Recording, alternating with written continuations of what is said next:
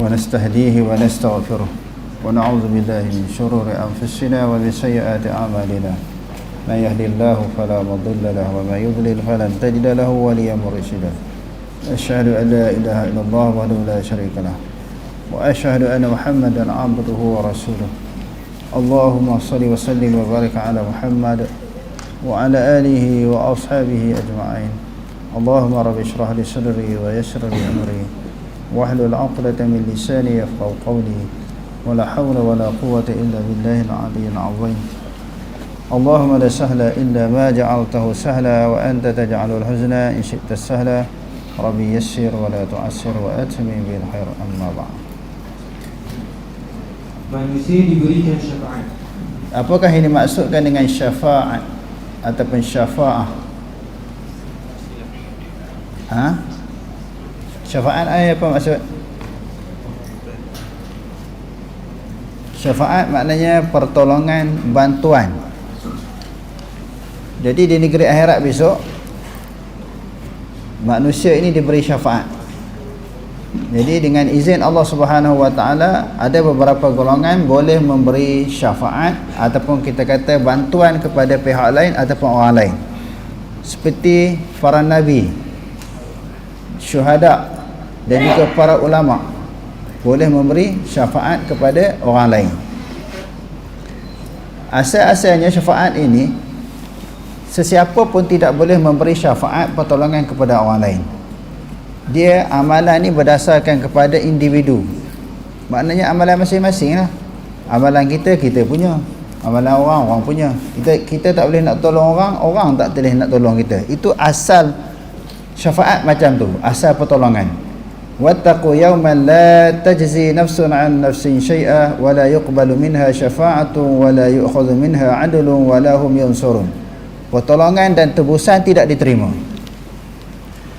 kecuali beberapa golongan yang diberi keizinan oleh Allah Subhanahu wa taala untuk dia memberi syafaat kepada orang lain, untuk dia memberi pertolongan dan bantuan kepada orang lain.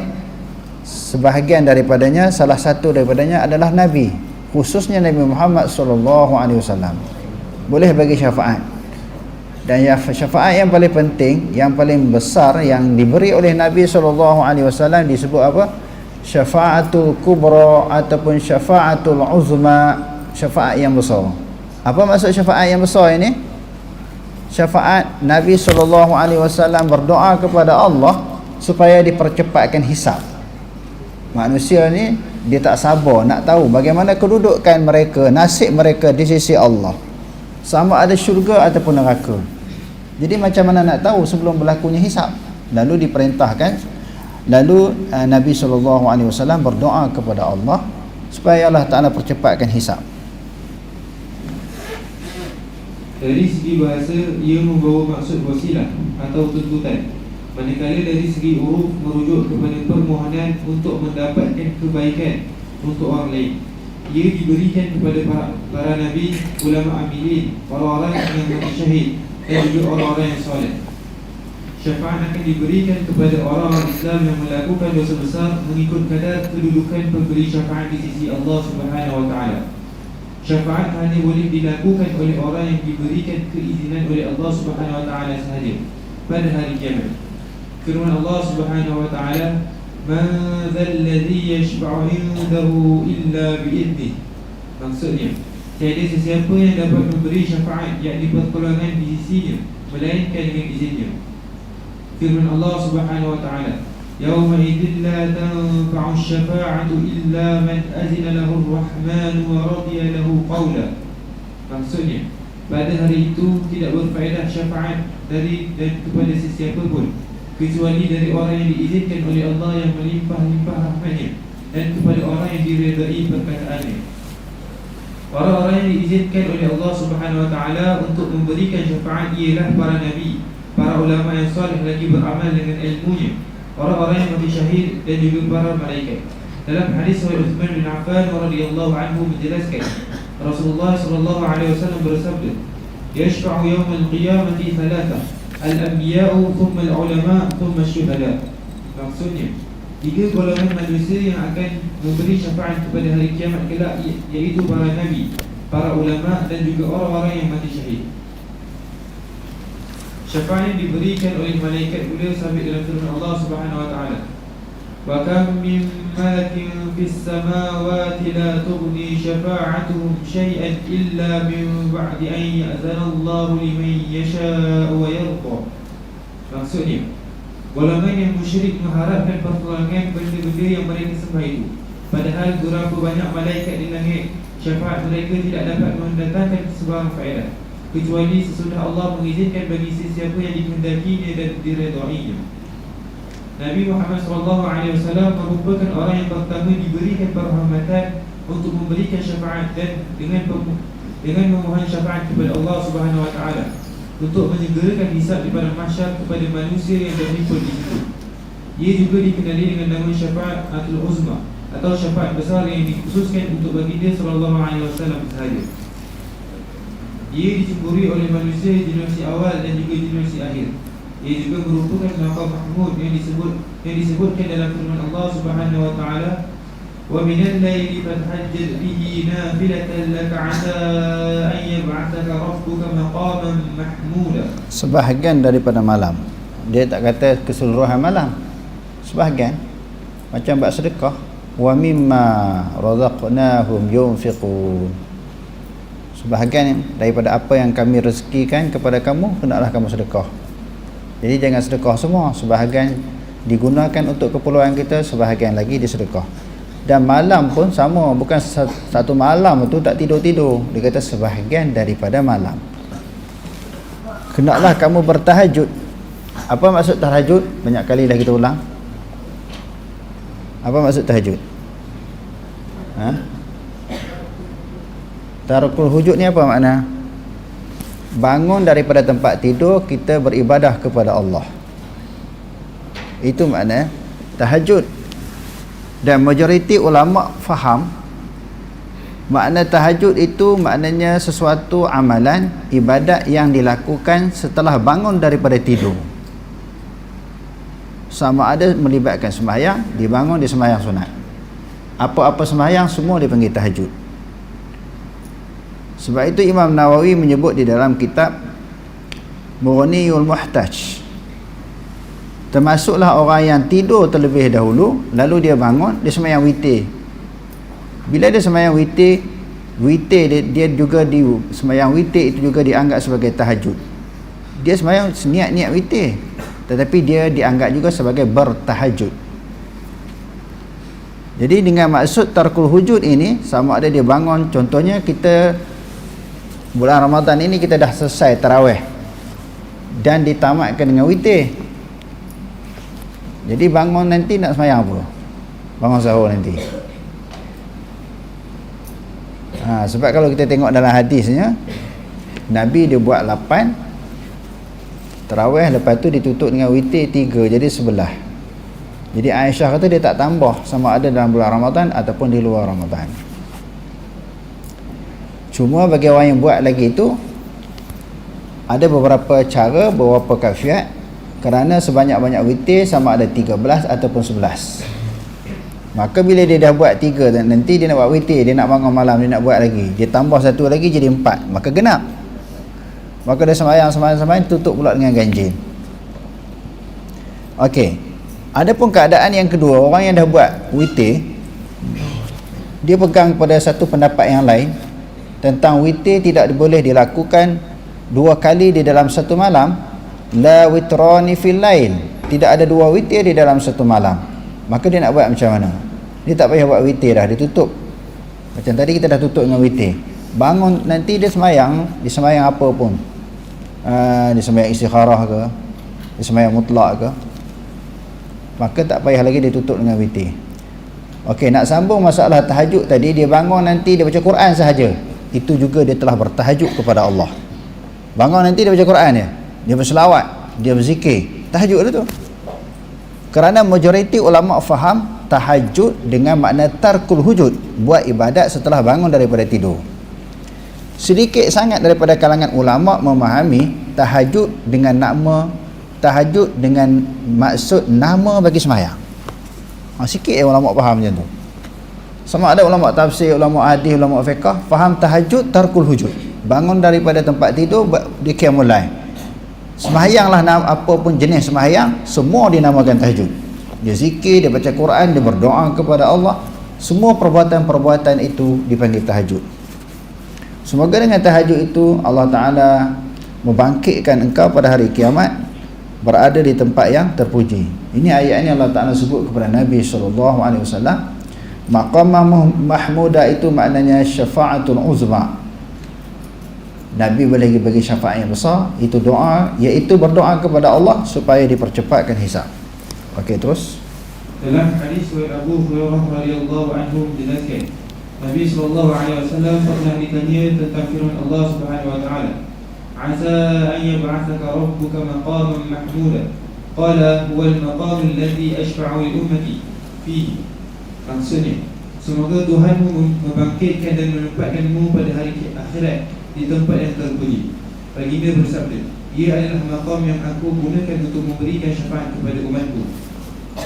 Dalam hadis Ibnu Umar radhiyallahu anhu menjelaskan, Nabi SAW bersabda, "Inna syamsa tadnu yawm al-qiyamati hatta yablugha al-'arabu nithfa al-udhuni, fabainahum kadhalika istaghathu bi Adam, thumma bi Musa, thumma bi Muhammad sallallahu alaihi wasallam."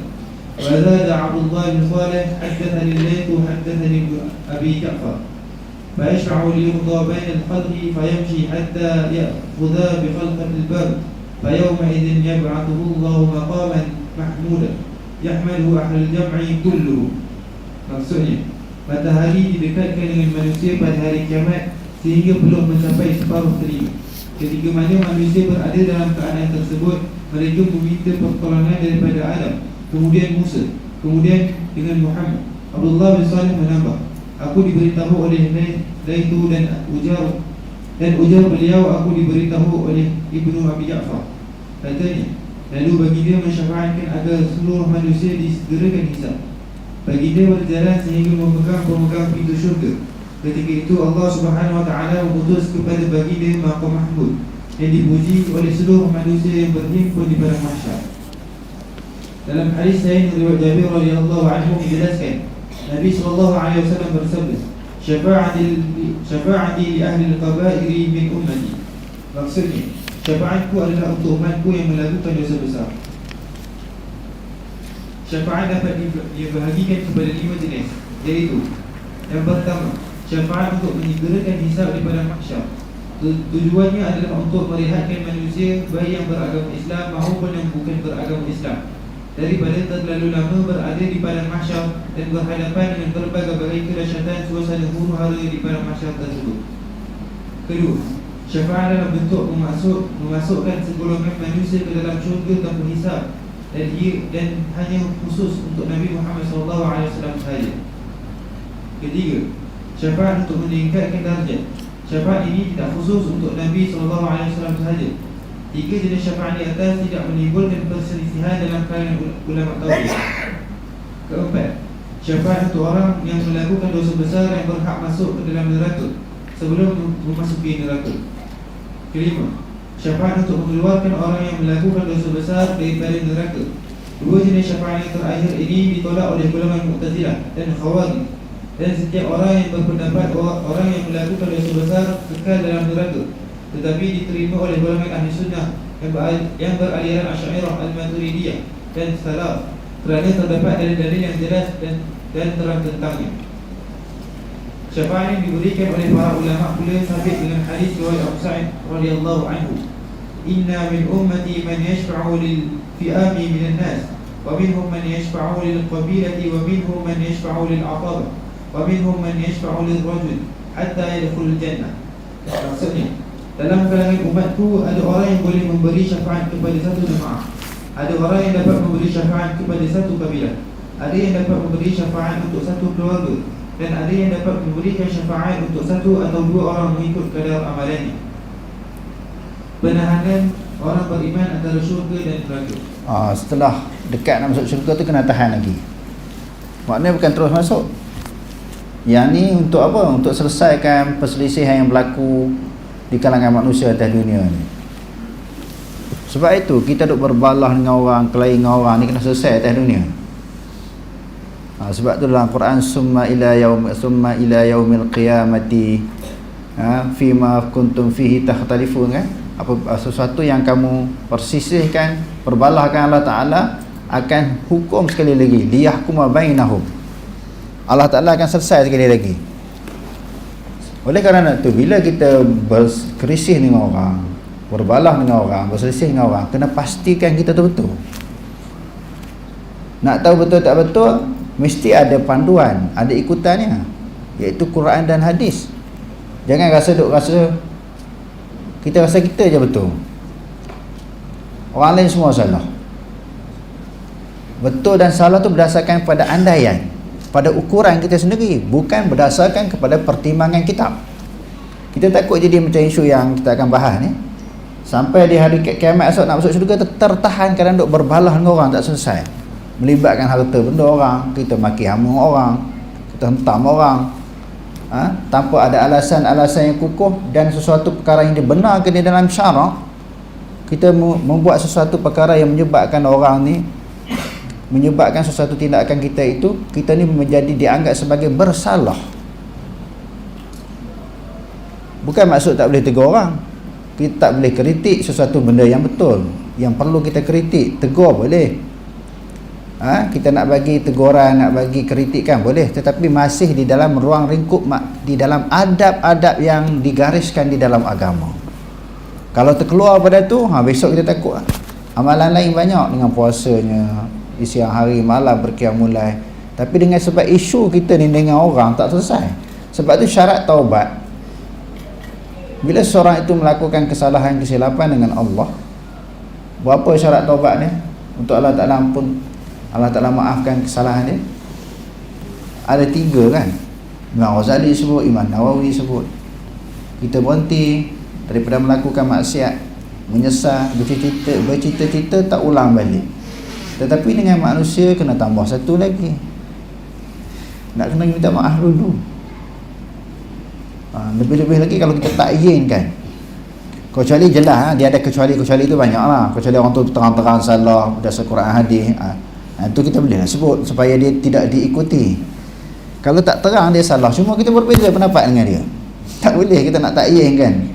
Takyin ni maknanya dia tentukan, kita sebut nama dia. Takut tak lepas ni, merangkak kita di akhirat besok ni. Dia tak kira duduk mana-mana kumpulan, hukum Allah Ta'ala ni dia sama je. Duduk dalam kumpulan A ke kumpulan B sama je. Betul tak betul? Sebab tu dalam Quran kata wa anna hadza sirati mustaqima. Inilah jalanku, jalan yang lurus, jalan yang berpandu kepada Quran dan apa yang ditunjukkan oleh Nabi SAW. Jadi berada di dalam sesuatu organisasi, sesuatu jemaah kumpulan bukan sebagai satu jaminan untuk memastikan kita masuk syurga, dan bukan suatu kemuliaan apabila tidak ada takwa seseorang itu di dalam diri dia. Sebab Allah Ta'ala kata inna akramakum indallahi atqakum. Jadi bila kita nak baca ayat-ayat macam ni, kita takut ni, kita berasa memang betul semua kita ni, daripada A sampai ke Z, segala tindakan perbuatan kita semua kita rasa betul. Cuba kita betul tak betul ini, dia al-haqqu min rabbik fala takunanna minal mumtarin. Kebenaran itu daripada Tuhanmu. Bila sebut benar, kita kata benar, pastikan apa yang kita buat itu menepati tak ajaran Quran dan apa yang diajar di dalam sunnah. Okey, terus. Setelah orang yang beriman berjaya menyeberangi titian atau jambatan Sirat dengan selamat, mereka ditahan di suatu tempat bernama Qantara, yakni persinggahan, yang terletak di antara neraka dan syurga, untuk membersihkan mereka sebersih-bersihnya, iaitu dengan menyelesaikan perselisihan yang berlaku sesama mereka di dunia dahulu, yang belum diselesaikan sama ada dalam bentuk mengambil hak sesama orang Islam atau permusuhan sesama orang Islam. Setelah diselesaikan, barulah mereka diizinkan untuk masuk ke dalam syurga. Perkara ini dinyatakan dalam hadis riwayat Abu Sa'id Al-Khudri radhiyallahu anhu. Rasulullah sallallahu alaihi wasallam bersabda, "Yakhrusul mu'minuna min nar fayuhbasuna 'ala qantaratin baina al-jannati wan nar. Fayuqattu li ba'dihim min ba'di madhalim kanat bainahum fid dunya, hatta idza huddibu wa nuqu udhina lahum fi dukhulil jannah. فوالذي نفس محمد بيده لأحدهم أحدى بمنزله في الجنة منه بمنزله كان في الدنيا. Maksudnya, orang yang beriman selamat daripada neraka, lalu mereka ditahan di kantara yang terletak di antara syurga dengan neraka, lalu diselesaikan kezaliman yang berlaku sesama mereka di dunia dahulu. Setelah diselesaikan dan dibersihkan, barulah mereka diizinkan masuk ke dalam syurga. Maka demi Tuhan yang diri Muhammad berada di dalam tangannya, sesungguhnya seseorang dalam kalangan anda lebih mengenali rumahnya di dalam syurga berbanding dengan rumahnya di dunia dahulu. Manusia kufur dimasukkan ke dalam neraka. Neraka merujuk kepada tempat azab dan balasan yang disediakan Allah Subhanahu Wa Taala kepada orang-orang kafir dan orang-orang yang beriman yang melakukan maksiat, yang tidak bertaubat, yang sabit dengan Alkitab As-Sunnah dan juga ijma' ummah. Ia mempunyai 7 pintu. Setiap pintu mempunyai bahagian-bahagian tertentu yang telah dibahagikan. Azab di dalam neraka itu berbeza-beza dan berbagai-bagai jenis dan bahagian. Neraka sudah pun wujud sekarang dan kekal abadi, tidak akan binasa. Orang-orang kafir akan kekal berada di dalamnya. Firman Allah Subhanahu Wa Taala, فَإِنْ لَمْ تَفْعَلُوا وَلَنْ تَفْعَلُوا فَاتَّقُوا النَّارَ الَّتِي وَقُودُهَا النَّاسُ وَالْحِجَارَةُ أُعِدَّتْ لِلْكَافِرِينَ. Maksudnya, maka kalau kamu tidak dapat membuatnya, dan sudah tentu kamu tidak dapat membuatnya, maka peliharalah diri kamu dari api neraka yang bahan-bahan bakarannya manusia dan batu-batu berhala, yaitu neraka yang disediakan untuk orang-orang kafir. Firman Allah Subhanahu Wa Taala, هذان خصمان اختصموا في ربهم فالذين كفروا قطعت لهم ثياب من نار يصب من فوق رؤوسهم الحميم يسحروا بهما في بطونهم والجلود ولهم مقامع من حديد كلما أرادوا أن يخرجوا منها من غم أعيدوا فيها وذوقوا عذاب الحريق. Maksudnya, inilah dua golongan mukmin dan kafir yang berbantah-bantahan tentang Tuhan mereka.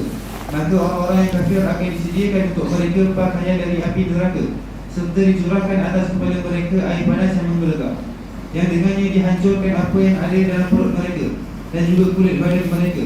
Dan mereka pula disediakan batang-batang besi untuk menyiksa mereka tiap-tiap kali mereka hendak keluar dari neraka itu, disebabkan mereka menderita azabnya. Mereka dikembalikan padanya serta dikatakan, rasalah kamu azab siksa yang membakar.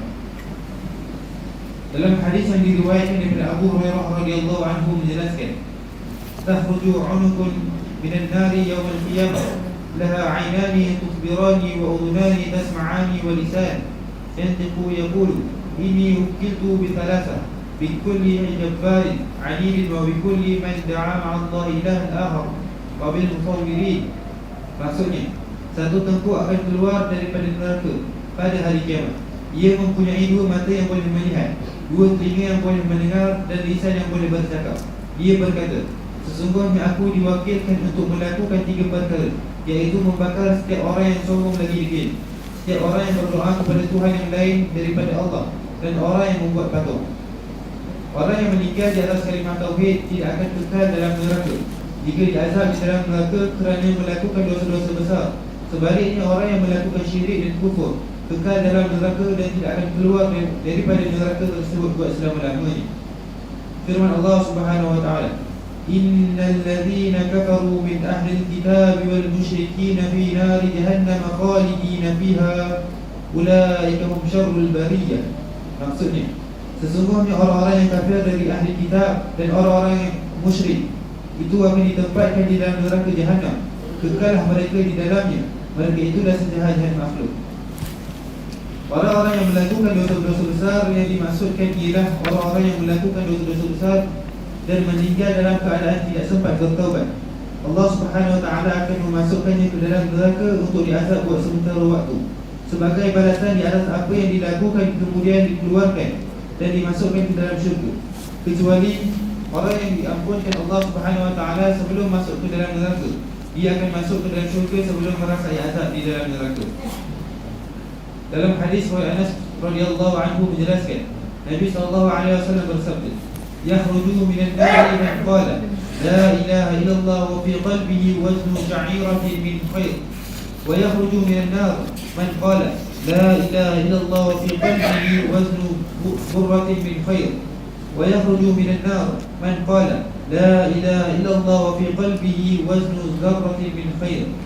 Maksudnya akan keluar dari neraka orang yang mengucapkan kalimah tidak ada Tuhan yang berhak disembah melainkan Allah, sedangkan di dalam hatinya terdapat kebaikan walaupun sebiji sekoi. Akan keluar daripada neraka yang mengucapkan kalimah tidak ada Tuhan yang berhak disembah melainkan Allah Subhanahu Wa Taala, sedangkan di dalam hatinya terdapat kebaikan walaupun sebiji gandum. Dan tidak akan keluar daripada neraka orang yang mengucapkan kalimah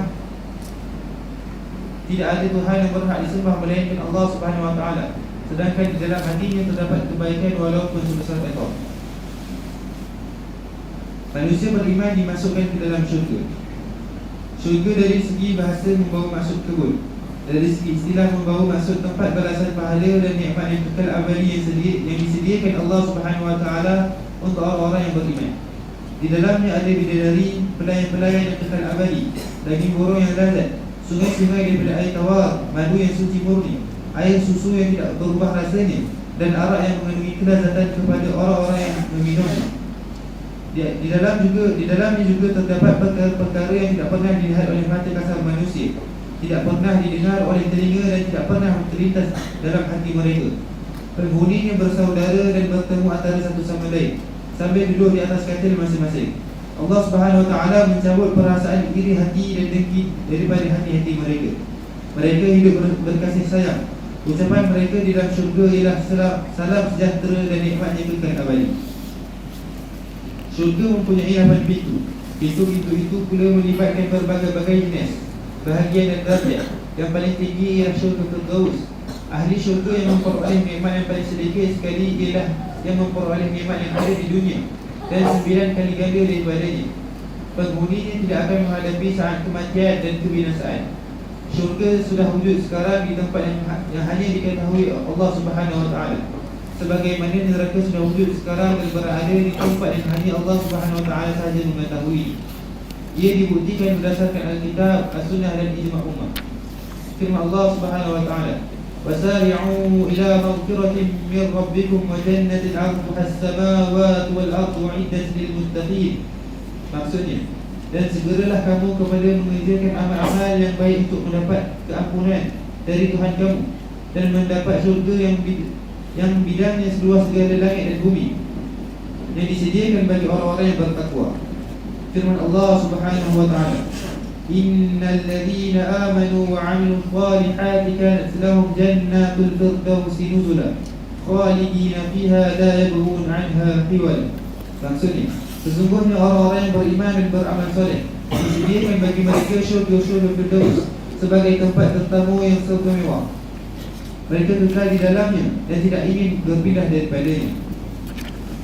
Firman Allah Subhanahu Wa Taala, مثل الجنة التي وعد المتقون فيها أنهار من ماء غير آسن وأنهار من لبن لم يتغير طعمه وأنهار من خمر لذات للشاربين وأنهار من عسل مصفى ولهم فيها من كل الثمرات ومغفرة من ربهم كمن هو خالد في النار وسقوا ماء حميما فقطع أمعاءهم. Maksudnya, sifat syurga yang telah dijanjikan kepada orang-orang yang bertakwa ialah seperti berikut.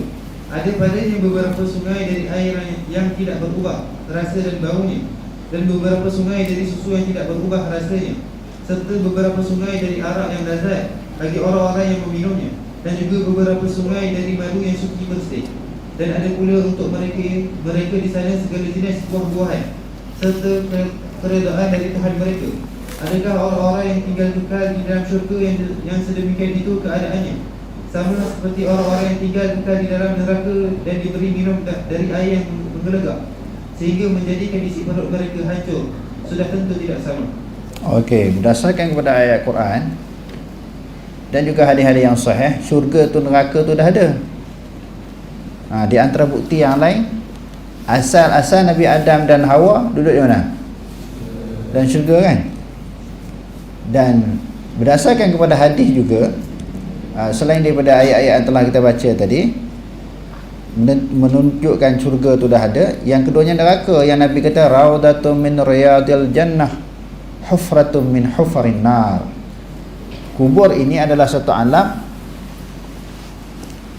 yang dia adalah merupakan suatu tempat persinggahan bagi orang-orang yang merupakan dia itu adalah penghuni syurga. Dia telah mendapat tempias cebisan daripada nikmat syurga. Raudatun min riyadil jannah, taman daripada taman syurga.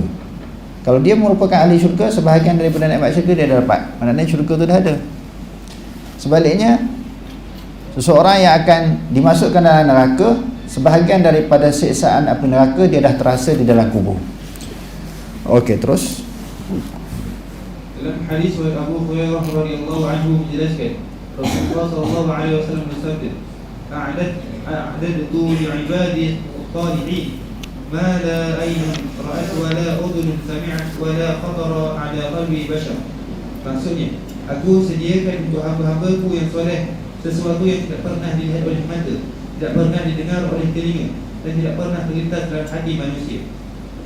Dalam hadis Abu Hurairah radhiyallahu anhu menjelaskan, Nabi sallallahu alaihi wasallam bersabda, "Inna awwala dhumratin yadkhuluna al-jannata 'ala suratil qamari lailatal badr, thumma alladhina yalunahum 'ala ashaddi kawkabin durriyyin fis sama'i idha'atan la yabuluna wa la yatarawwatun wa la yatafiluna wa la yamtaqituna amshatuhum adh-dhahab wa rashhuhum al-misk wa مجامرهم الألوة الأنجول وعود الطيب وأزواجهم حور العين على خلق رجل واحد على صورة أبيهم آدم 60 ذراعا في السماء. Maksudnya, kumpulan yang pertama yang akan memasuki syurga adalah dalam rupa bulan pada malam purnama, kemudian yang mengikut mereka dalam rupa bintang yang bergemerlapan di langit. Mereka tidak membuang air kecil dan tidak membuang air besar, tidak berendah dan juga tidak berkehak. Sikat-sikat mereka adalah emas, peluh mereka adalah kasturi, bahan bakar di tempat bakar bara mereka adalah kayu gaharu. Isteri-isteri mereka adalah bidadari yang bermata luas. Penghuni syurga itu pula berada dalam bentuk seorang lelaki dalam rupa bapa mereka Adam yang tingginya 60 hasta di langit. Kesimpulan, hari kiamat bermula daripada kematian seseorang.